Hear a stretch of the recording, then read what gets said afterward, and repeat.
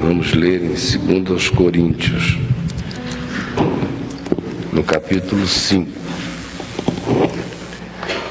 Há um mês atrás, eu li 1 Coríntios 4, 2 Coríntios 4 aqui com vocês.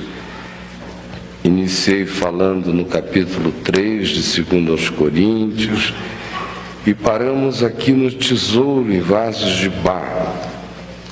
No domingo seguinte, eu falei sobre o segredo do tesouro em vasos de barro, que está aqui no capítulo 4, do verso 15 ao 18, atentando não nas coisas que se veem, mas nas que se não veem, porque as que se veem são temporais e as que se não veem são eternas.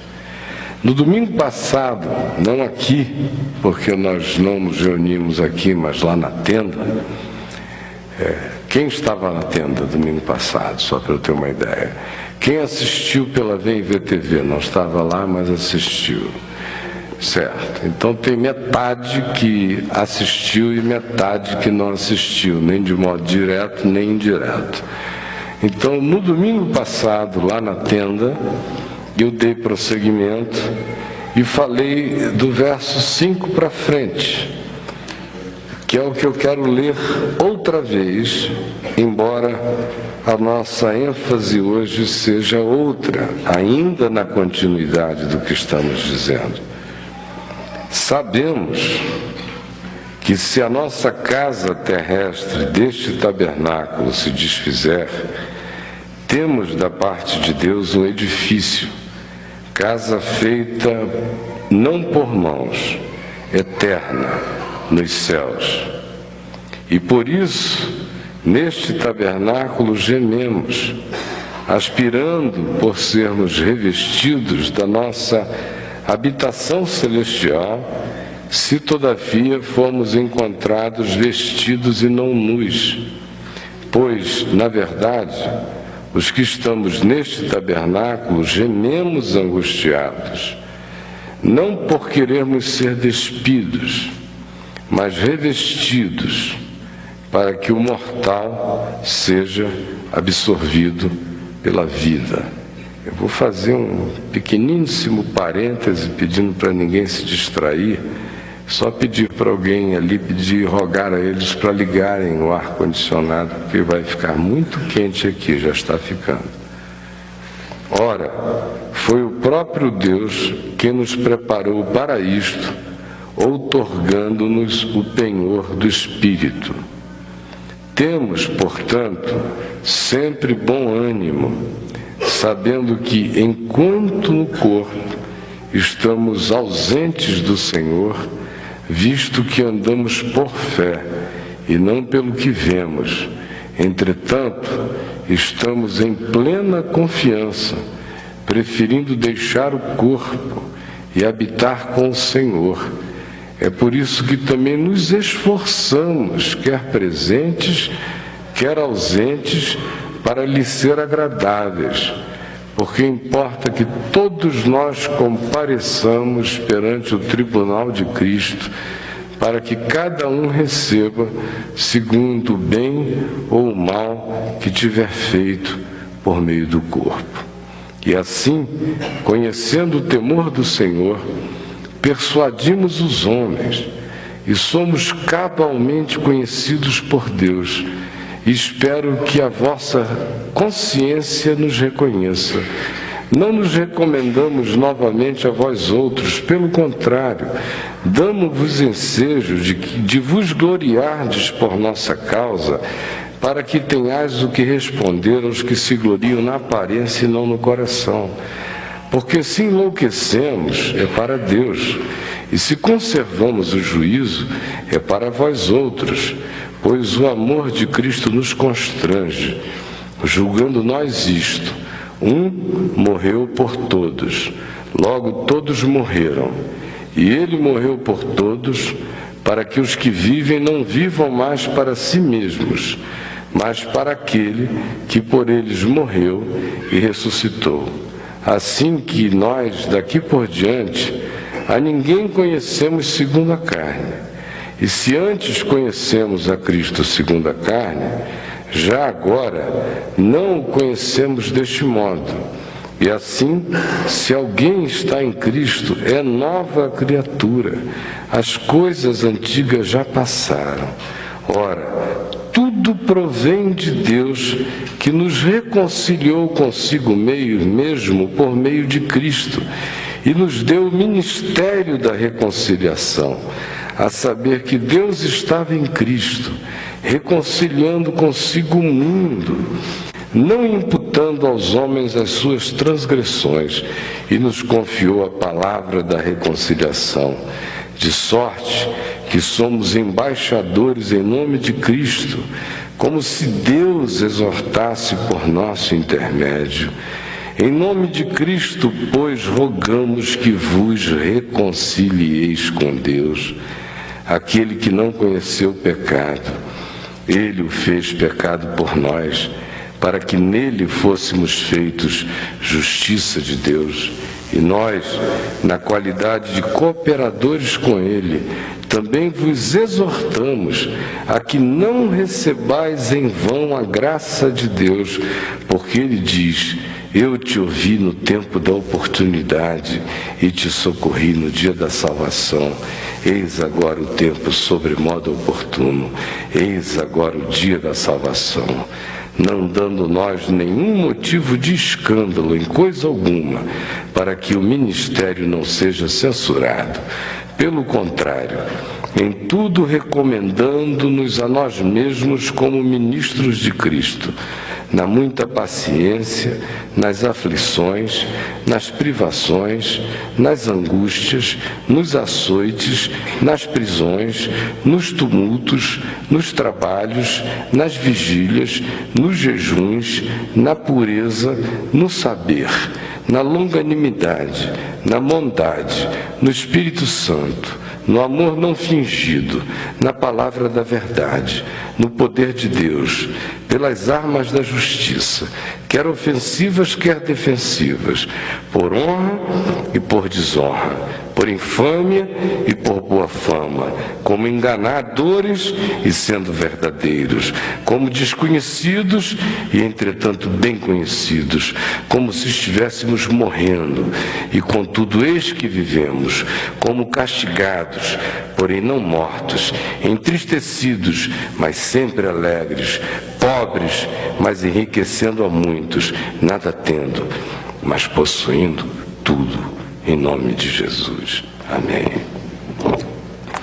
No domingo passado, os que estiveram conosco viram que discernir o fato de que em Cristo, em Jesus e no Evangelho, nós andamos não baseados nas coisas que se veem, mas nas que se não veem, porque as que se veem são temporais e as que se não veem são eternas.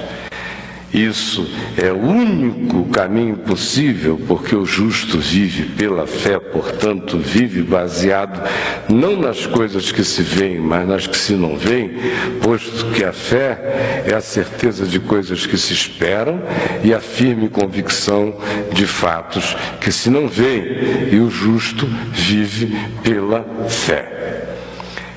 Uma vez que se saiba isto, isso nos remete para uma consciência num nível que continua a ser fé, mas é uma fé que está para além do acreditar, que está para além do expectar, que está para além da esperança que se fundamenta em esperança, mas ao contrário, que se transforma em algo que espera contra esperança, que é contra o absurdo, que entende que não existe nenhum elemento alienígena à nossa volta, ou estranho, ou bizarro, que possa ser tão macabro, que possa ser tão diabólico, e que em sendo jogado contra nós, estando nós andando com Deus e no amor de Deus, não seja imediatamente transformado em vetor, fator e colaborador à revelia em favor de todas aquelas coisas que cooperam para o bem daqueles que amam a Deus. Quando a gente chega nesse nível aí, que a fé não é aquele bom ânimo apenas sobre o qual a gente já falou há um mês e meio atrás aqui, mas transcende. É ela que é a patrocinadora do bom ânimo, não é o bom ânimo que a patrocina. Quando a gente chega nesse ponto em que, mesmo que a figueira não floresça e nem haja fruto na vide, o produto da oliveira minta, e os campos não produzam mantimento, e nós todavia tenhamos crescido para dizermos: eu todavia me alegro no Senhor, no Deus da minha salvação, Paulo diz que a gente entra numa dimensão que se assemelha muito àquilo que num programa de televisão, em sendo perguntado por um repórter, o psicólogo Carl Jung, antes de morrer, ouviu a seguinte pergunta: o senhor crê em Deus? Ele disse: não, isso é quando eu era jovem, hoje eu sei Deus. Hoje eu sei Deus. Não que ele dissesse que tinha sabido Deus com a mente. Sei Deus no único sentido e na única perspectiva que Paulo descreve: mergulhar nele. Sabemos. Não porque compreendemos, não porque geramos equações, não porque sistematizamos, não porque encapsulamos, não porque estudamos Deus, mas porque fomos invadidos pela revelação e aprovamos na nossa finita infinitude. Nós, que na nossa finitude não podemos suportar a Deus, recebemos de Deus a eternidade, num mistério extraordinário onde o finito está habitado pelo infinito. E aí que vivo com todas as sensorialidades da minha finitude e que por ela não posso compreender, por ela não posso entender, por ela já estou ultrapassado em relação ao sentido esmagador da vida. No entanto, não estou preso ao condicionamento das compreensões, porque vivendo pela fé, eu entendo tudo que eu não compreendo, eu discerno tudo que eu não entendo, eu faço síntese que diz eu sei, até a respeito do absurdo que me transcende. Eu sei. Sabemos. Quando essa coisa eterna nos entra, nos possui, e a gente copula com ela, de tal modo que é a mesma palavra que se usava no Velho Testamento para determinar o vínculo mais íntimo da cópula.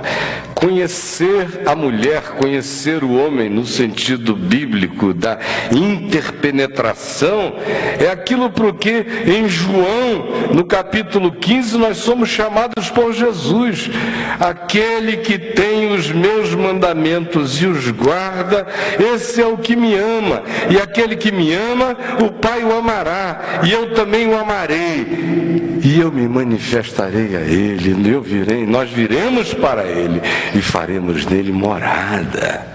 Eu fico prenho de Deus e não estranhe o antropomorfismo limitado da comunicação, e Deus fica prenho de mim. A gente se mistura. Aí se pode dizer: sabemos. Sabemos a tal ponto que Paulo diz, estamos preferindo, se tivéssemos que preferir, deixar o corpo e habitar com o Senhor, porque por enquanto, tudo que eu sei, que eu já mergulhei, que já é meu e que já está consumado, ainda está em processo de completação em mim. Por isso, domingo passado eu disse que o mergulho nesse saber gera na consciência da gente uma percepção estilo livro do Eclesiastes na mente, só que cheia de esperança. Porque o Eclesiastes é o livro da vaidade, tudo é vaidade. Se dedicar a construir o que você quiser, erguer as maiores torres, ser considerado o maior construtor da civilização é correr atrás do vento. Ganhar dinheiro, fazer um nome, ser aplaudido como o homem mais rico de algum lugar é correr atrás do vento.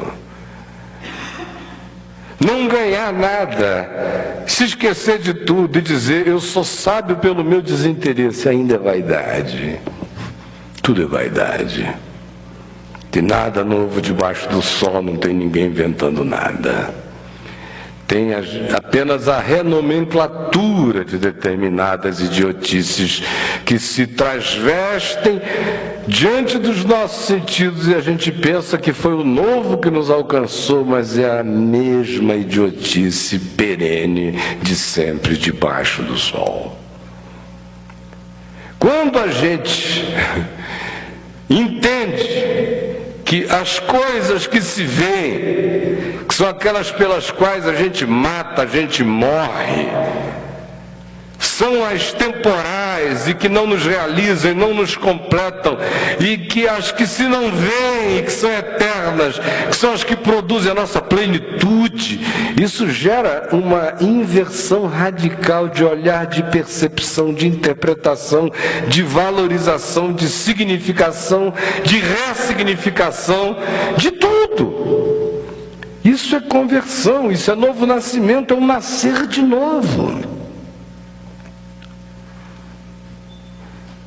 E existe o novo nascimento que acontece no primeiro estalo da luz, apenas para que a gente viva o processo de novo nascimento cotidiano, entre o berço e a sepultura. Eu não sou mais lagarta, ainda não virei borboleta. O tabernáculo é esse casulo, é esse corpo de morte, é esse tempo presente, aonde a natureza que já não é, está em processo de transformação para se tornar a que voará para a migração eterna no amor de Deus. Mas todos nós saibamos, se já não somos mais lagartas venenosas, ainda não nos tornamos nas borboletas migratórias da eternidade. Estamos ainda aqui nas contorções e nos gemidos da transformação absurda, nesse corpo de morte, de hormônios, de menopausa, de TPM, de ansiedade, de preocupação, de envelhecimento, de andropausa, de impotência, de afliceta, de susto hormonal por subtezas desejosas, ou assexualidades, ou tendências estranhas, ou pulsões desejosas, ou carências inexplicáveis. Nós somos um intestino em desinteria. Nós somos uma diarreia, minha gente. O existir é dói.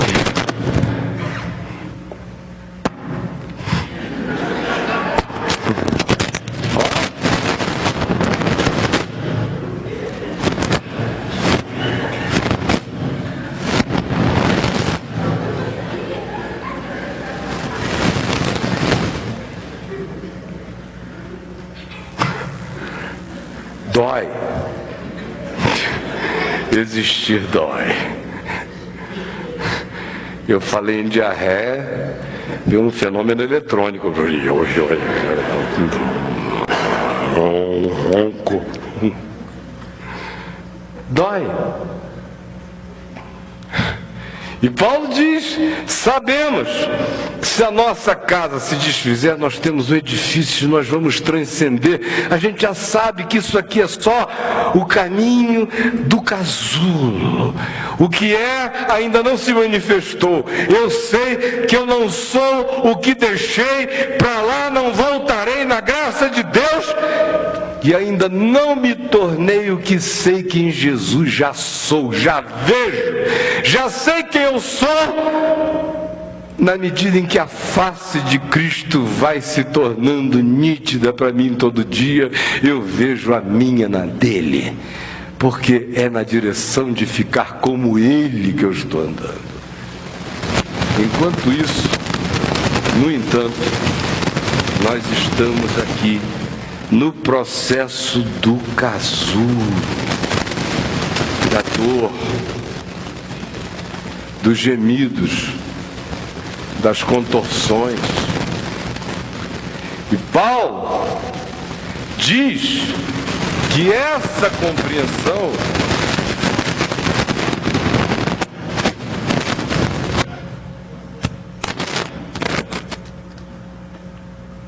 deixa eu botar isso aqui, ficar quietinho aqui. Paulo nos diz que esta compreensão, quando entra na gente, gera imediatamente a morte das ilusões. O que para algumas pessoas é trágico. Eu vejo pessoas muito tristes quando se desiludem. E desilusão é uma maravilha. Ilusão é que é um horror, né? Eu vejo o pessoal reclamando, diz: acabou a minha ilusão. Pelo amor de Deus, o que você queria, cara? Ficar iludido pro resto da vida? Vejo muita gente chorando. Acabou a minha ilusão. Estou triste. Eu digo: por quê? Eu estou muito desiludido. Eu digo: que bênção, né? Acabou a fantasia, acabou a miragem, acabou a palhaçada, você está enxergando o mundo real. Aleluia! Mas é uma dor imensa para um bocado de gente o encontrar a bênção da desilusão. E o Evangelho nos desilude para poder nos salvar. Se o Evangelho não nos desiludir, não há salvação, minha gente. Salvação para quê? Boa nova de crer, está tudo ótimo. Vão se danar até o fim, e aleluia, glória a Deus. Agora, se eu digo que o Evangelho é boa nova, eu estou dizendo que a existência é uma bosta. Não venha com palavrinhas bonitas, caída, degradada, não sei o que, degradados filhos de Eva. Vocês já ficaram até cínicos. Pode ser que bosta cheire tão mal que alguém acorde aqui. É uma porcaria. Aí vem essa consciência, tira essa ilusão, enche a gente de expectativa da glória.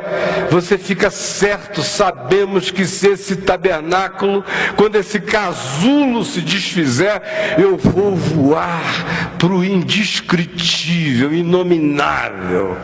Essa consciência, no entanto, produz uma angústia esperançosa na gente. Foi o que eu falei o domingo passado todo lá. É aquela angústia que espera por ser absorvida pela vida. Como Paulo diz, nós, agora que estamos neste tabernáculo, ainda que tendo essa consciência, gememos angustiado, aspirando ser revestidos pela vida. E ele prossegue e diz: nós não temos nenhum tipo de angústia de morte. Nosso desejo não é ser despidos. Nosso desejo não é sair do corpo, não é desencarnar. O nosso desejo não é fuga, não é evasão. O nosso desejo não é esse.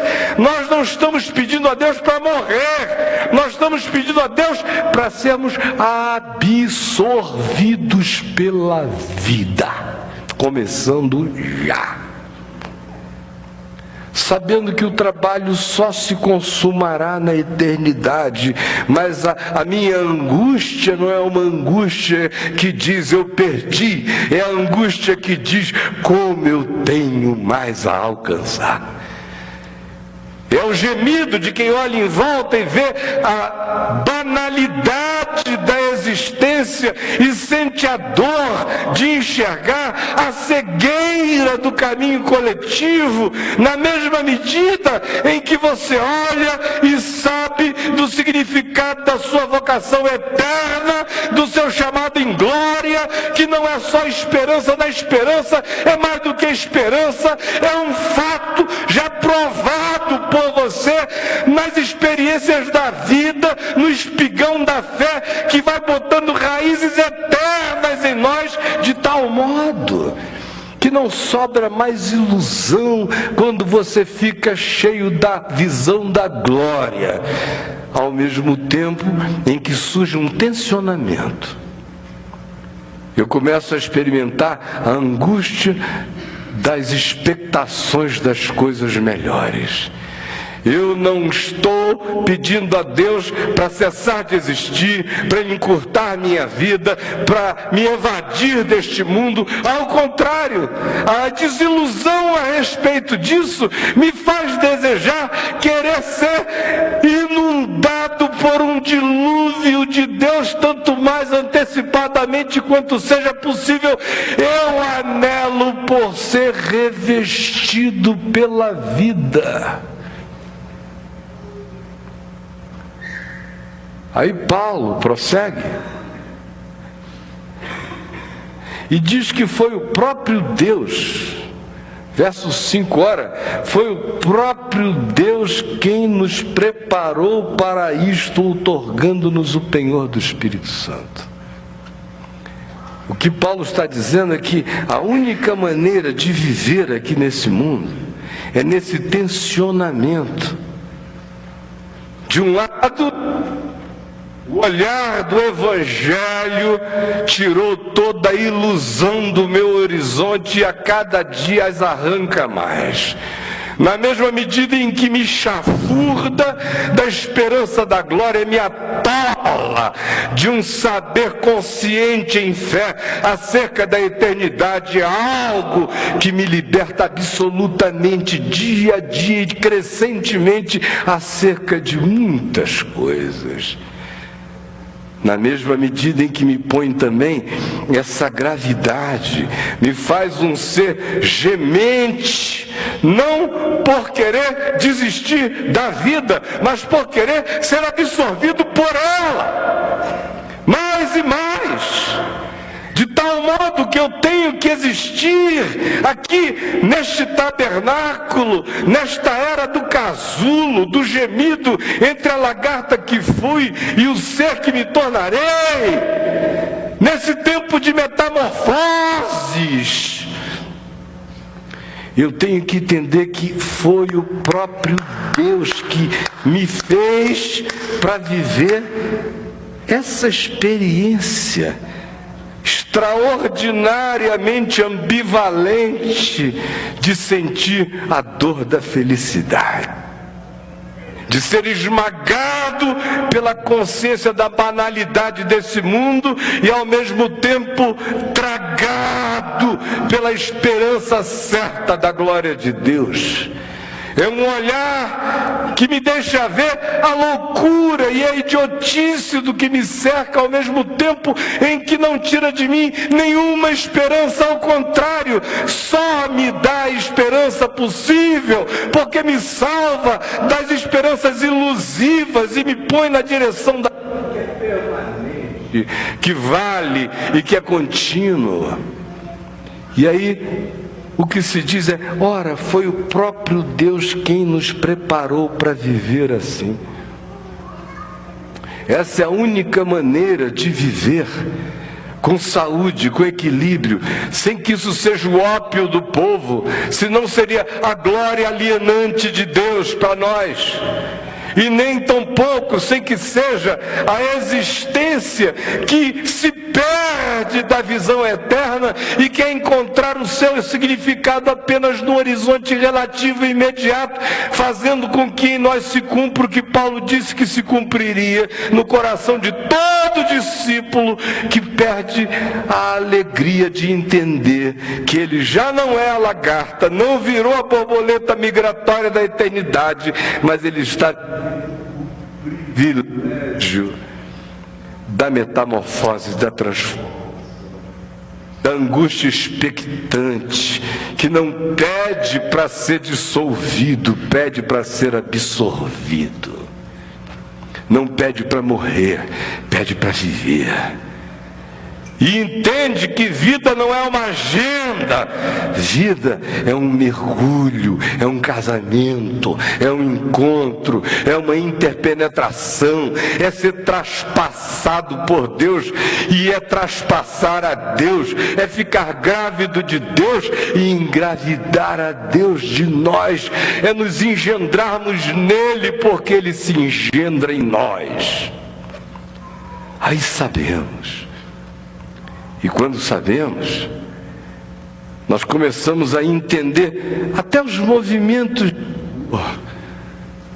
de culpa, de reflexão, de autopercepção, de tristeza, ou de frustração, ou de revelação da nossa ambiguidade, ou da nossa ambivalência, ou dores, ou machucaduras, ou decepções, ou renovações de desilusões. Todas essas coisas passam a ser processadas de um outro modo quando a gente entende que foi o próprio Espírito Santo quem nos preparou para vivermos a convulsão desse estado da era do casulo. Geme, eu não vejo. Imagine agora aquela lagarta que foi ganhando casca, casulo, caixão, crisálida. E você vê o que acontece ali dentro. É um tabernáculo temporário, passageiro, mas é agitado, convulsões e mais convulsões. Ninguém acredita o que está acontecendo ali. Quem olha de fora não imagina.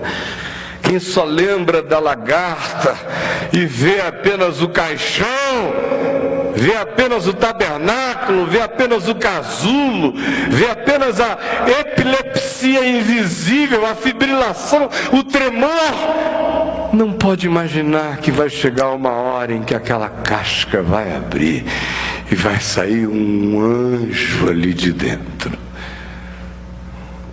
Um anjo. Eu estou vivendo esse tempo, e você também. Tem gente novinha aqui que entrou no casulo consciente há pouco tempo.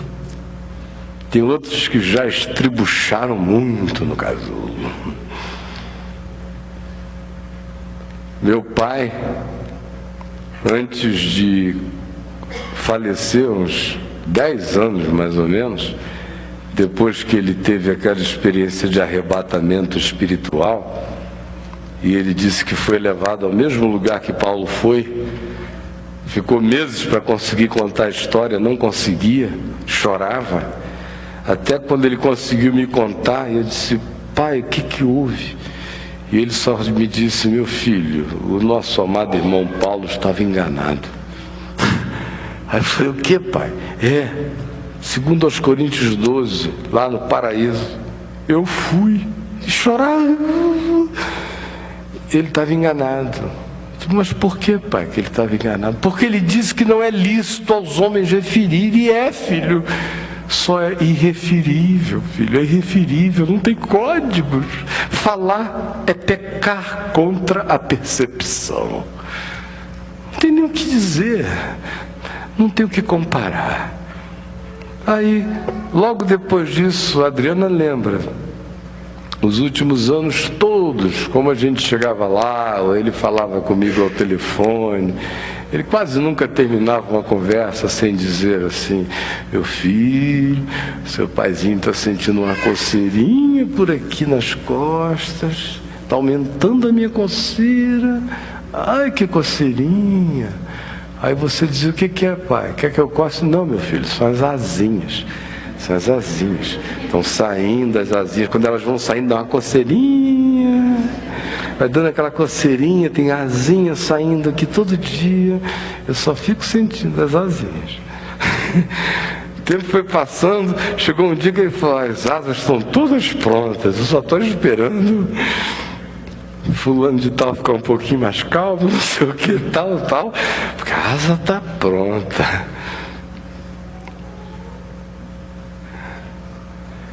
Todos nós aqui estamos no casulo. E foi Deus que nos preparou para isto.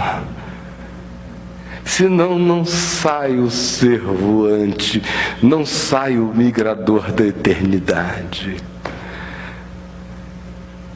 Se eu não viver a convulsão desse tempo.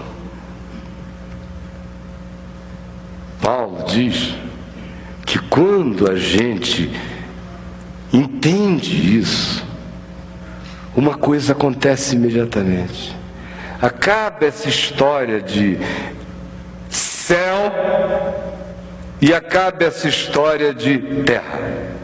Acaba essa história de estar com o Senhor ou não estar com o Senhor. Paulo diz: quando a gente entende isso, você vive com o Senhor.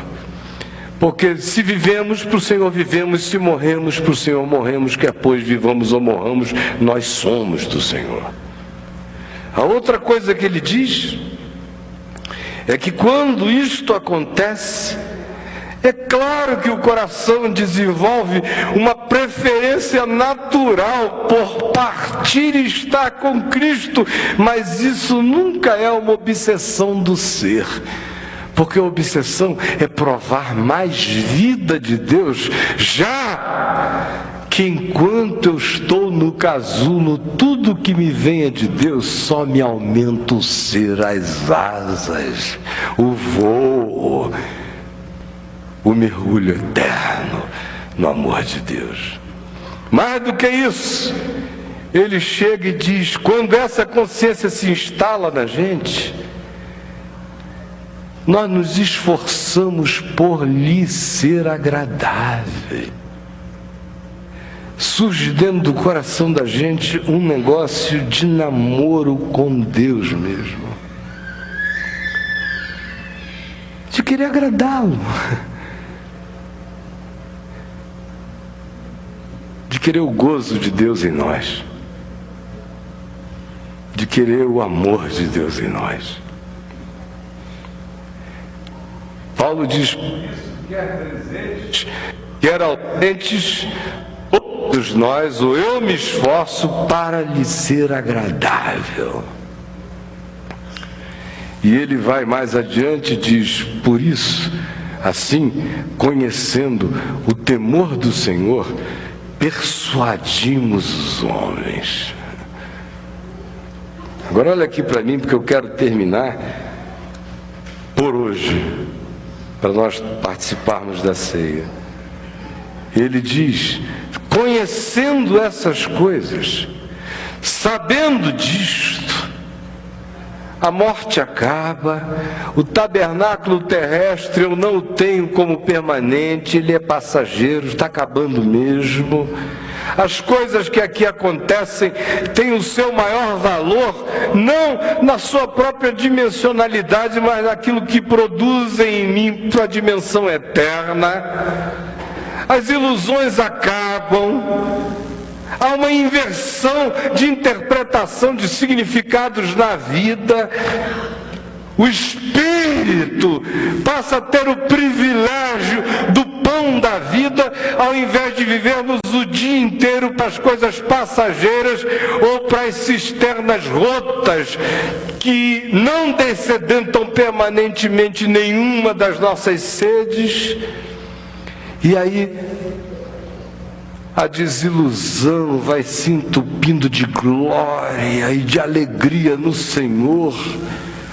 E a gente vai sendo tomado por essa dor salvadora que faz parte do gemido da contorção do casulo, que não é um gemido de quem deseja e sente saudade dos dias da lagarta, mas quem quer ser absorvido pela vida, pelo voo, pela vocação, pela eternidade.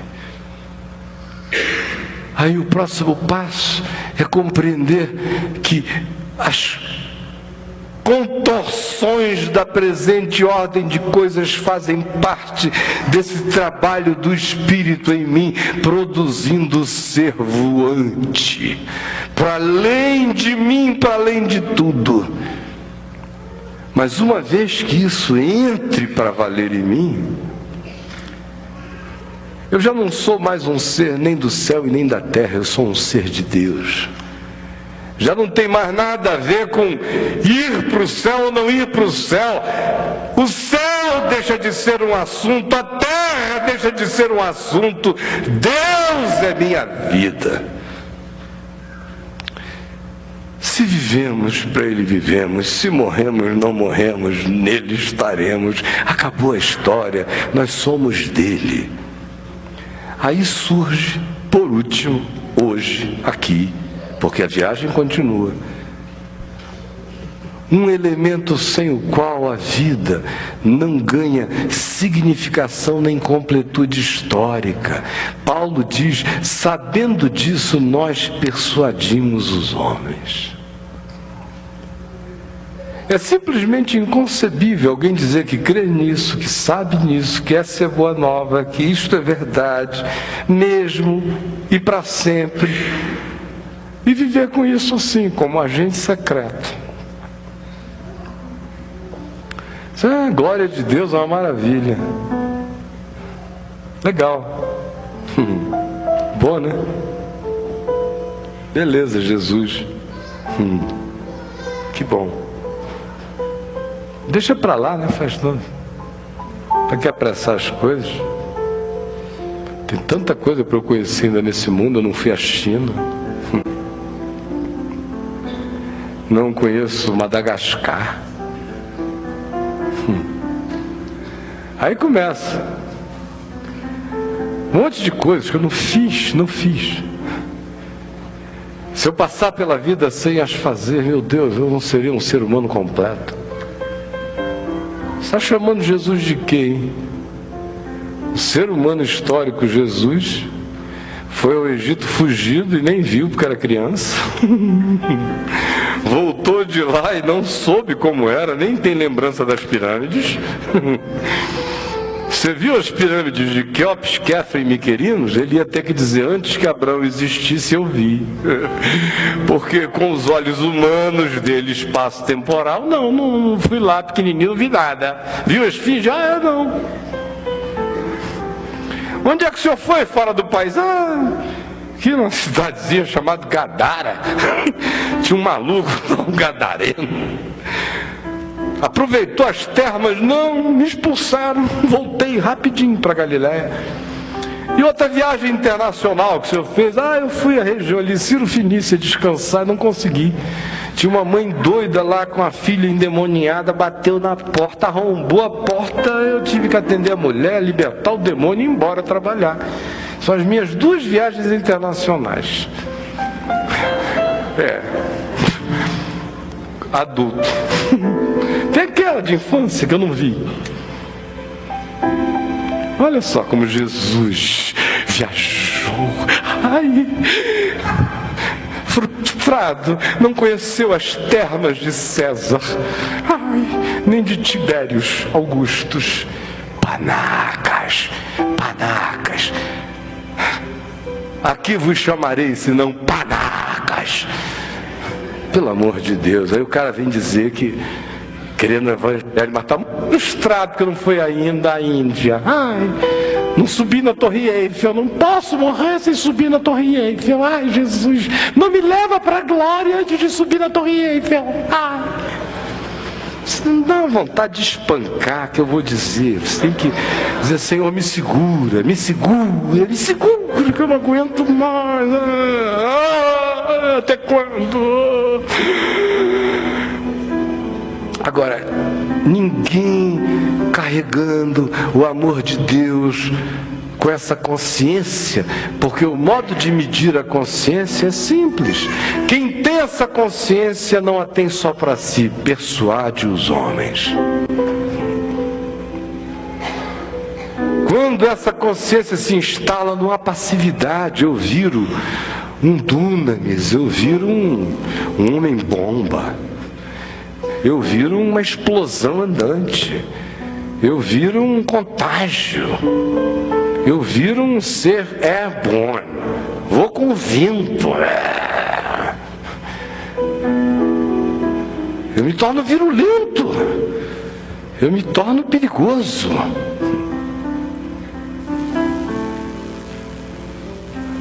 A eternidade tem que nos tornar seres perigosos na Terra. A glória de Deus tem que nos enlouquecer o suficiente no planeta para irmos nos tornando os seres dos quais o mundo não era digno. Só tem evangelho em mim, glória de Deus em mim, salvação que vale a pena em mim, eternidade sendo chocada em mim.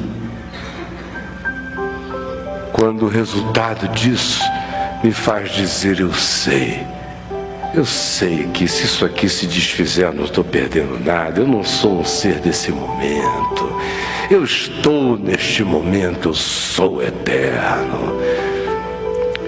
Eu sei o que eu tenho, eu sei para onde eu vou, eu sei minha vocação. Eu habito a relatividade possuído pelo absoluto de Deus. Não carrego mais ilusões, eu quero verdade.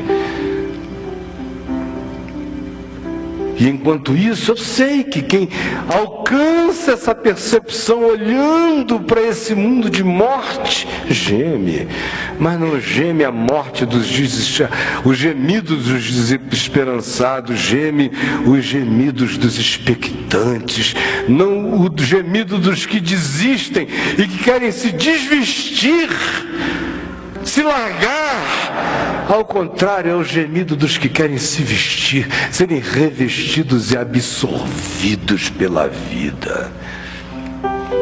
E foi o Espírito de Deus que me preparou para viver nessa tensão entre a observação cruenta e desiludida do meu horizonte, animado pela alegria eterna da minha vocação, andando entre a banalidade do tempo e o significado da eternidade que me habita, cheio do Espírito Santo, nem esperando o céu e nem me iludindo com a terra, dizendo, seja feita a tua vontade, assim na terra como no céu.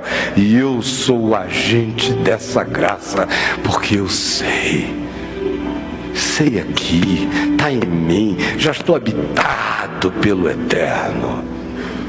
E porque eu sei, eu não sei só para mim, eu persuado os homens.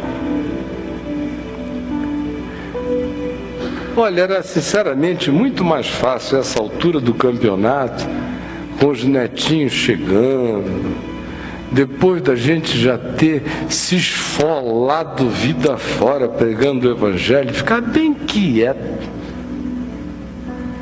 vendo os bichinhos crescerem, animando os nossos filhos, comendo um pãozinho bem simplesinho em casa, num cantinho qualquer e pronto. Mas vocês fiquem vivos para ver. Eu não sei como é que eu vou morrer. Pode ser que eu morra assim de um ataque cardíaco fulminante. Pá! Mas se eu morrer devagar, vocês vão me ver morrer devagar, pregando, devagarzinho, enquanto eu tiver fôlego até o final. Porque eu estou aqui neste mundo para persuadir os homens.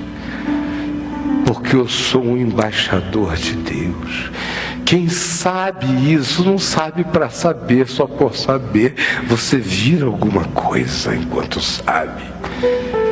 Um persuadidor de homens, um embaixador de Deus no mundo, julgando eu isto, que ele morreu por todos, logo todos morreram, e ele me tornou ministro dessa reconciliação, de modo que eu estou aqui, como disse Paulo, rogando aos homens que se reconciliem com Deus, porque já está tudo feito, unilateralmente, só falta você querer. Então olha aqui para mim, é uma porcariazinha esse cara, mas esse bichinho que está aqui sabe, não tem medo de morrer, nem de morte, nem de inferno, nem de morrer sem dor, nem com pouca dor, nem com muita dor, nem sem dor nenhuma. Tanto faz tempo que tanto faz, cada dia mais tanto faz, e quanto mais tanto faz, mais vontade dá. Embora preferindo a eternidade, mais vontade dá de ficar na terra e persuadir os homens e viver como embaixador de Deus.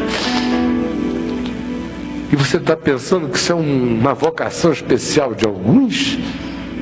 Essa é a minha salvação e a sua também, para a gente não cair na banalização de existir. Quem diz eu sei, faz. Quem diz eu sei, persuade os homens. Olha para si e diz, a minha suficiência não vem de mim, vem de Deus. Porque Deus estava em Cristo unilateralmente reconciliando o mundo consigo mesmo. Me amou sendo eu pecador alienado. Cordeiro foi imolado por mim antes de haver mundo, criação, átomo, qualquer ente. Tudo provém de Deus.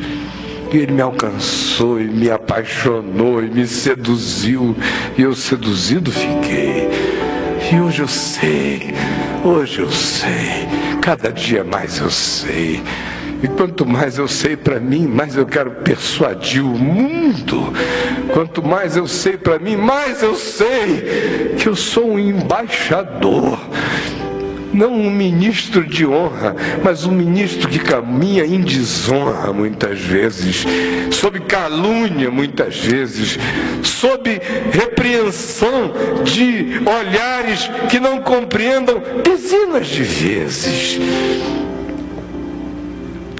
Mas não importa, o vaso é de barro, o tesouro é eterno. E eu não tenho como saber o que eu sei sem viver para persuadir os homens. Esse é o significado da minha e da sua também. Agregue o que você quiser a mais de significado, mas nenhum outro significado o plenificará, sem que você se plenifique primordialmente neste, e os demais serão acrescentados. Isso é buscar, isso é viver em primeiro lugar o reino de Deus e a sua justiça. E é mergulhar neste amor e aceitar ser ministro dessa graça. E tudo mais chega. Eu não peço e vem. Até os maus tratos me melhoram. As tramas me enobrecem. As armadilhas me coroam. Os esquemas me simplificam.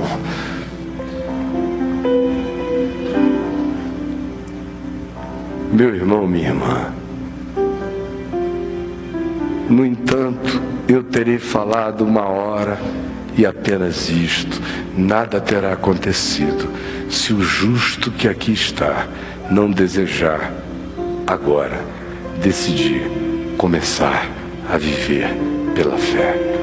Vamos ficar em pé. Chico, mano, e todos os demais que com você já sabem como as coisas acontecem, me ajuda aqui, meu querido, na distribuição dos elementos, William e todos os outros que já sabem como proceder. A sua paixão é grande e difícil de aquilatar. O seu amor nos constrange e nos faz querer amar.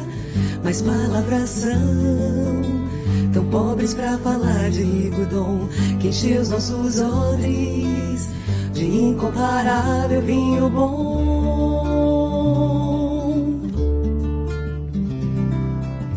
A sua paixão é grande e difícil de aquilatar. O seu amor nos constrange e nos faz querer amar. Mas palavras são tão pobres pra falar de rico dom que encheu os nossos odres de incomparável vinho bom. Não encontrou-se expressão suficientemente forte. Não encontrou-se expressão o suficientemente forte, capaz de explicar a inundação que embebeu de tal sorte a tornar hidrófilo o coração. Na noite em que foi traído, o Senhor Jesus tomou um pão, o partiu e o deu aos seus discípulos, dizendo-lhes: isto é o meu corpo. Todas as vezes que o comerdes, fazei isto em memória de mim. Por semelhante modo, depois de haver ceado, ele tomou também um cálice e o deu aos seus discípulos, dizendo-lhes: este cálice é a nova aliança no meu sangue. Todas as vezes que o beberdes, fazei isto em memória de mim. Agora, em nome de Jesus,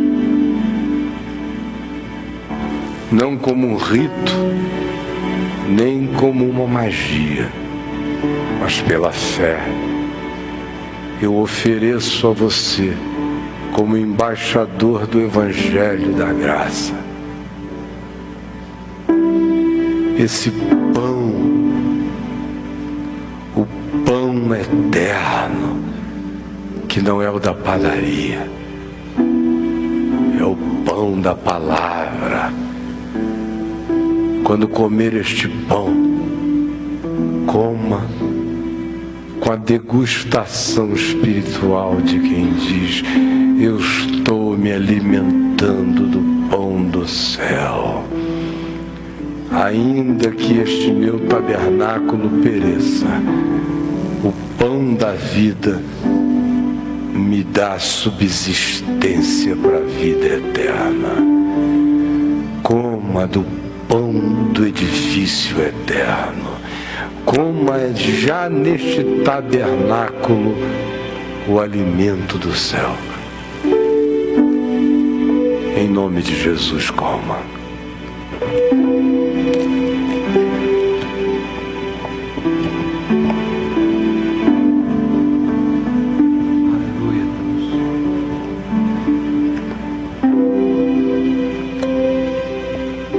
Dá-me do teu pão, Senhor, da tua vida, aquela alegria que existe até quando eu soluço, que ela se renova em mim, que aquela confiança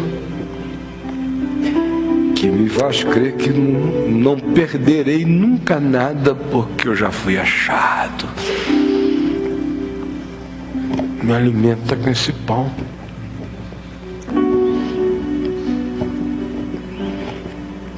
E obrigado por este vinho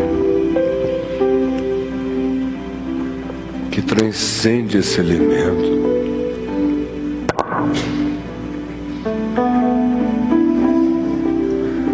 Lava os meus pecados, não neste cálice, mas no sangue eterno do Cordeiro.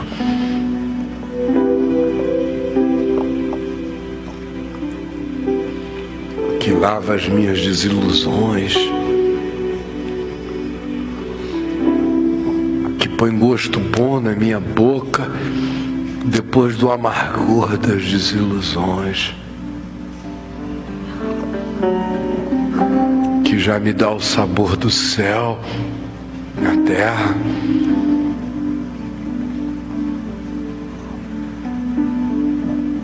que me dá a certeza de que foi o próprio Deus que me preparou para ser salvo enquanto ando gemendo de esperança, querendo ser absorvido pela vida. Eu bebo o cálice da vida que é.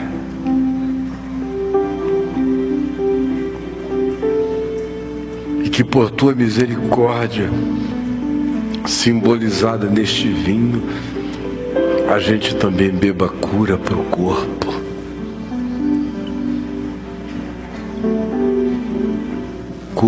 Cura para a alma ferida, magoada, machucada.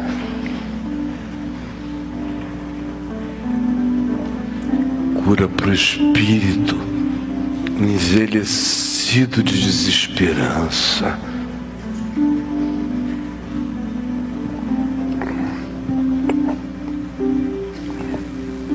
Levanta, ó tu que dormes, ergue-te de entre os mortos. Cristo te iluminará. Comamos todos, bebamos todos.